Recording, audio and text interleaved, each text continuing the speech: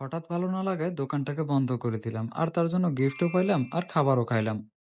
আসসালামু আলাইকুম গাইস। আজকের আমি আমার প্রতিবেশী দোকানদার আতুল ভাইয়ের সাথে এক বিশেষ কাজে রওনা হয়ে গেলাম শিববাড়ির দিকে। আর অলমোস্ট 2 মাস পর দুইটা কাজের জন্য শিববাড়িতে আসলাম, বাট একটা কাজ সেরেই আমি আমার দোকান খুললাম। যাই হোক, ভাই বন্ধুদেরকে খাইয়ে মাগরিবের আজান দেওয়ায় নামাজ পড়তে চলে গেলাম মসজিদে। আজকের সন্ধ্যার পর থেকে কেন জানি খারাপ লাগতেছিল, তাই মনটাকে ভালো করার জন্য নিজের জন্য এক প্লেট ফুচকা বানিয়ে নিলাম। আর সেটা খেয়ে কয়েকটা কাস্টমার হ্যান্ডেল করে আজকের জন্য দোকানটাকে অফ করে নিলাম। আর ভাবতেছিলাম আই নিড এ ব্রেক। যাই হোক, দোকানটাকে ক্লোজ করে বিকালের না হওয়া কাজের জন্য আবার রওনা হয়ে গেলাম শিববাড়ির দিকে। সেই কাজটা হলো আমার প্রতিবেশী দোকানদারের কয়েকটা টুল সেখানে রয়ে গেছে, তাই সেটাকে নিতে আমরা দুইজন চলে গেলাম সেখানে। আর সেগুলোকে নিয়ে সুন্দরভাবে সেট আপ দিয়ে আজকের জন্য দোকানটা ক্লোজ করে বাসায় চলে গেলাম।